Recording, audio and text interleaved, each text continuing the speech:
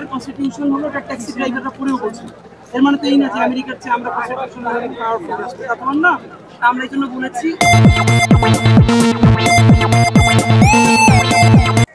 Hello viewers, আপনারা দেখাচ্ছি নতুন আরেকটি ভিডিও।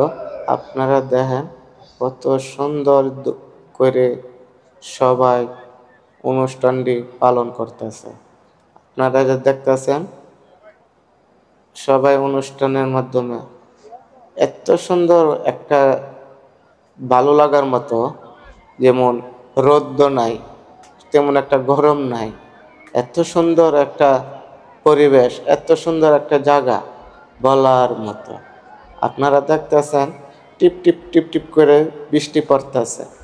এরকম বৃষ্টির মাধ্যমে যে পড়তেছে কিন্তু শরীর কিন্তু মানে যে এত গরম লাগতেছে না আর কি। খুব সুন্দর একটা পরিবেশ, এত একটা সুন্দর একটি জায়গা, আপনারা না আসলে আপনারা বুঝতেই পারবেন না। কারণ যে সেই যে সবাই যে আপনারা মজা করতেছে, আপনারা দেখতেছেন এই মজার মাধ্যমে তেমন একটা গরম লাগতেছে না। গান বাজনা বিভিন্ন ধরনের মানুষ চলাফেরা করতেছে, খুবই একটা সুন্দর পরিবেশ। কোনো উচ্ছৃঙ্খল নাই, কোনো কিছু নাই। ঠান্ডা মাথায় সবাই যার মজাগুলা উপভোগ করতেছে। আপনারা দেখতেছেন কোনো চিল্লাচিল্লি হয়ে আল্লাহ কোনো কিছু নাই, খুব সুন্দর করে। এমনকি আল্লাহ এরকমও করছে, আপনারা দেখতেছেন যে তেমন একটা গরমও নাই, মানে খুব সুন্দর। আর আজকে দিনগুলা মানে আবহাওয়ার দিক দিয়ে অনেক ভালো গেছে। তেমন একটা বেশি একটা ঝড় বৃষ্টি হয় নাই, তেমন একটা রোদগুলাও হয় নাই। আপনারা যা দেখতেছেন এই যে চাইরোখানে দিয়ে আপনার মানুষ তেমন একটা কিন্তু উশৃঙ্খলের মতন কোনো কিচ্ছু নেই। আজকে সবাই মজা করতেছে, আপনারা দেখেন। আর এই ভিডিওটা পাশে থাকেন, ভালো লাগলে ভিডিওটার মধ্যে একটা লাইক দিয়েন আর চ্যানেলটা সাবস্ক্রাইব করে দিন। আপনারা আমার পাশে দেখেন কি বাদ ভাই পরের বিষয়। আবার তার টিকিট করি আর আমেরিকার কনস্টিটিউশন হলো এটা ট্যাক্সি ড্রাইভাররা পড়েও বলছে। এর মানে তো এই না যে আমেরিকার চেয়ে আমরা কনস্টিটিউশন পাওয়ারফুল রাষ্ট্র, তা তোমার না। আমরা এই জন্য বলেছি এই ঘোষণাপত্রকে যেহেতু সাংবিধানিক স্বীকৃতি দেওয়া হবে, এটা 18 কোটি বাংলাদেশের আপামর জনসাধারণের যে জনতার জবান সেই ভাষাতেই হতে হবে। এবং এখানে কোনো ডান ঘরানা বাম ঘরানা মাদ্রাসা স্কুল কলেজ বিশ্ববিদ্যালয় একক এখানের প্রধান সৈনিক আমাদের প্রায় 2000 শহীদ, আমাদের অগণিত আহত এবং সকল বাংলাদেশের মানুষের ইনসাফের ঘোষণাপত্র করতে হবে।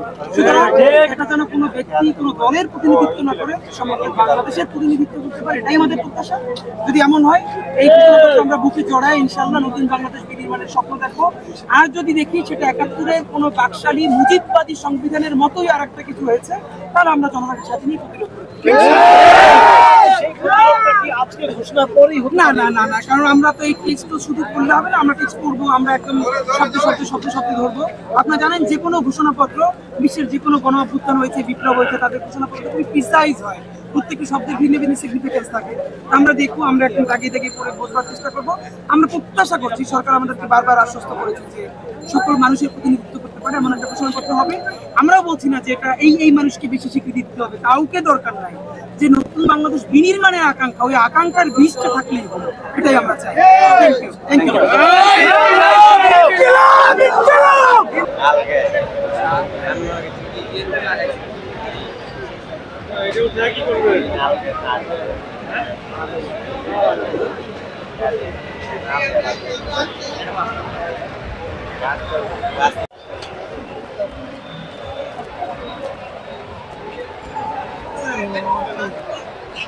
Midnight Drill, good. Yes, I will show you.